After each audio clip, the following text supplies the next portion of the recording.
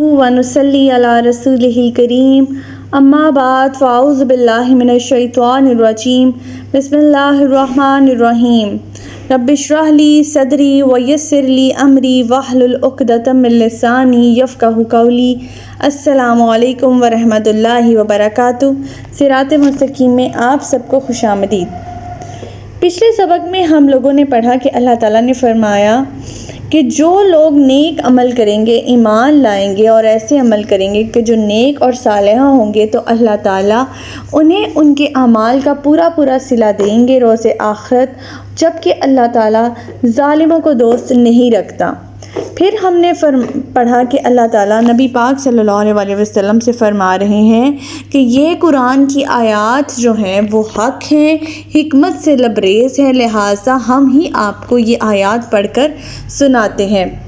फिर अल्लाह ताला हज़रत ईसा अलैहिस्सलाम को खुदा मानने वालों को मुखातिब होते हुए फरमाते हैं कि अल्लाह के यहाँ ईसा अलैहिस्सलाम की मिसाल आदम जैसी है, क्योंकि वो लोग कहते थे कि हज़रत ईसा अलैहिस्सलाम बिन बाप के पैदा हुए हैं, तो इसलिए उनकी इबादत करना, उन्हें इलाह मानना बहुत ज़रूरी है। तो अल्लाह ताला फरमाते हैं कि अगर बिन बाप के ही तुम लोगों ने बनाया हुआ इलाह को माबूद ठहराने का एक क्राइटेरिया, तो हज़रत आदम अलैहिस्सलाम तो जिनकी तो माँ भी नहीं थी, बाप तो क्या माँ भी नहीं थे, तो वो हज़रत ईसा अलैहिस्सलाम से ज़्यादा हक़दार हैं इलाह बनने के। ऐसी कोई बात नहीं है, और ये लोग हक़ आने के बाद झगड़ा करते हैं।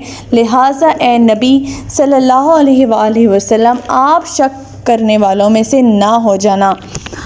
अब अल्लाह ताला ने इनको मुबाहला की दावत दी है। अब हमने आज के सबक में देखना है कि मुबाहला किसे कहते हैं। तो आज का सबक हमारा आयत नंबर 61 से लेकर आयत नंबर 65 तक है।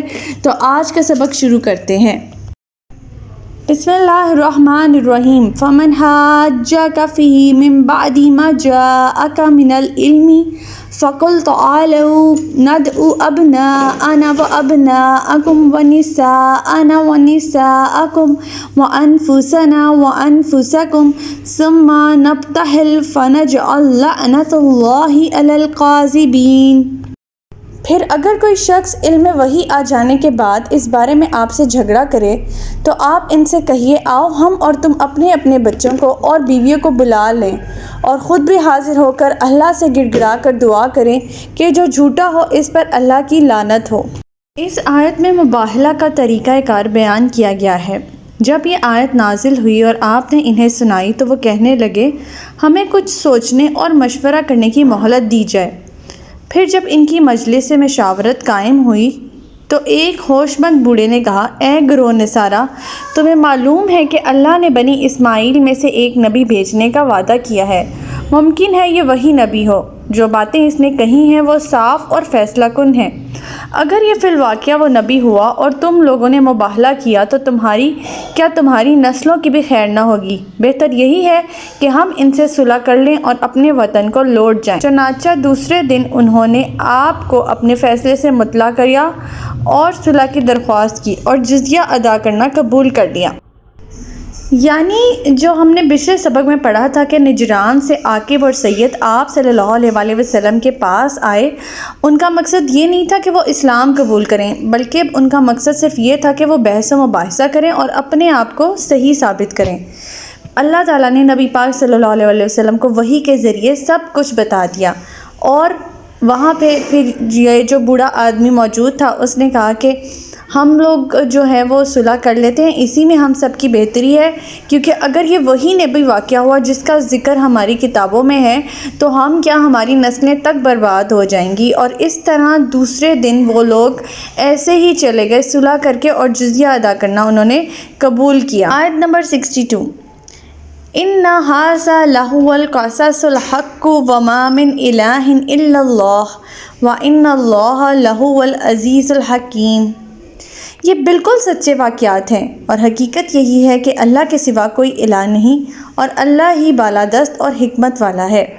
ये सब बातें बताने के बाद अल्लाह ताला अपनी वहदानियत और अपनी बादशाहत के बारे में बताते हुए कहते हैं कि अल्लाह ताला ही बालादस्त है और हिकमत वाला है। आयत नंबर 63। فَإِن تَوَلَّوْا فَإِنَّ اللَّهَ عَلِيمٌ بِالْمُفْسِدِينَ۔ پھر اگر یہ نصارہ مقابلے میں نہ آئیں تو اللہ تعالیٰ ایسے مفسدوں کو خوب جانتا ہے۔ اب یہاں اللہ تعالیٰ نے انہیں مفسد یعنی فساد برپا کرنے والے کہہ دیا ہے۔ اہل نجران نے کیونکہ حق بات کو قبول نہیں کیا اور مباہلہ کی بجائے صلح اور جزیہ کو یعنی کی ترجیح دی تو ان کی حکومت انہی کے پاس رہی۔ اگر وہ مباہلہ کو قبول بھی کرتے اور اپنے اہل و عیال لے کر واپس نہ آتے یا صلح کی پیشکش کے بغیر واپس چلے آتے تو ان کا شمار مفسدوں میں ہوتا اور ان کا بھی وہی حشر ہوتا جو یہودیوں کا ہوا۔ اللہ تعالیٰ یہاں فرما رہے ہیں کہ اگر وہ مقابلے بازی پر اتر آتے اور اپنے اہل و عیال کو بھی واپس نہ لے کے جاتے اور صلح بھی نہ کرتے، ایسے ہی چلے جاتے تو ان کا شمار فساد برپا کرنے والے یہود جیسا ہو جاتا، جیسے کہ وہ فساد برپا کرتے تھے، سرکشی میں مبتلا تھے، یہ بھی اسی کیٹیگری میں فال کر جاتے، اور اللہ تعالیٰ ایسے فساد برپا کرنے والوں کو خوب جانتا ہے۔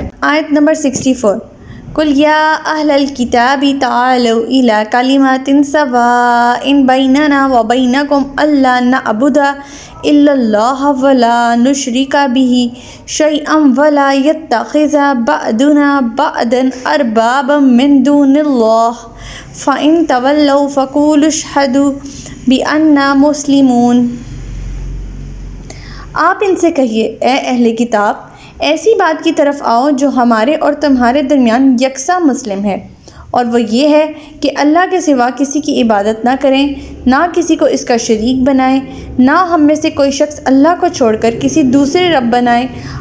اگر وہ اس بات سے منہ موڑیں تو ان سے کہیے کہ گواہ رہو کہ ہم تو اس کے فرمانبردار ہیں۔ یہاں اللہ تعالیٰ فرما رہے ہیں کہ ہر پیغمبر نے اللہ تعالیٰ کی وحدانیت کا ہی پیغام دیا ہے، مطلب ہر مذہب جو ہے وہ ایک توحید پر ہی اس کا بیسک جو عقیدہ ہے وہ ہے۔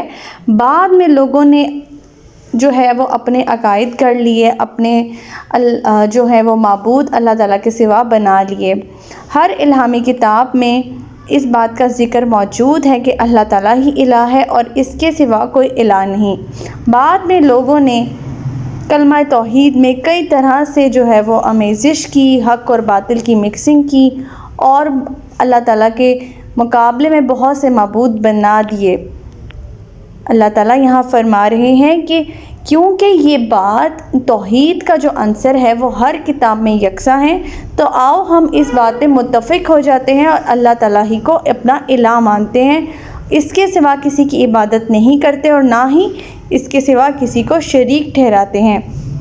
اور اگر وہ لوگ اس بات پر آمادہ نہ ہوئے تو آپ انہیں ان کے حال پر چھوڑ دیجئے اور ان سے کہہ دیجئے کہ ہم تو فرمانبردار ہیں۔ آیت نمبر 65، یا اہل الکتاب لم تحاجون فی ابراہیم وما انزلت التوراۃ والانجیل الا من بعدہ افلا تعقلون۔